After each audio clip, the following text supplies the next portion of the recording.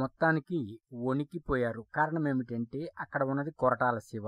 ఇక్కడ కుర్రపులి junior NTR. Triple ఆర్‌తో పాన్ వరల్డ్ స్టార్ అయిపోయాడు. ఎలా ఉంటుంది దేవర సినిమా అని టెన్షన్ పడిపోయారు. ఇప్పుడు సెకండ్ సింగిల్ రిలీజ్ అయింది. ఫస్ట్ సింగిల్ కొద్దిగా అటు ఇటు అన్నారు, కానీ దుమ్ము దులిపింది.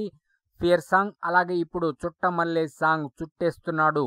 40 మిలియన్లకు పైగా వ్యూస్, టాప్ ట్రెండింగ్ లో ఉంది. నెంబర్ 1 స్థానంలో యూట్యూబ్ లో ఉంది. ఇప్పటికే 40 మిలియన్లు అంటే మైండ్ బ్లాంక్. ఇక్కడ ఒక విషయం చెప్పుకోవాలి. ఇక్కడే కొరటాల శివ పనితనం మనకి అర్థమవుతుంది ఈ పాట చూస్తే.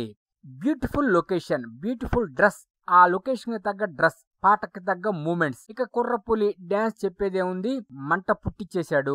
ఒక చోట అయితే అసలు కాలు కింద పెట్టి పైకి లేవటం ఇసుకలో, అబ్బా మైండ్ బ్లాంక్.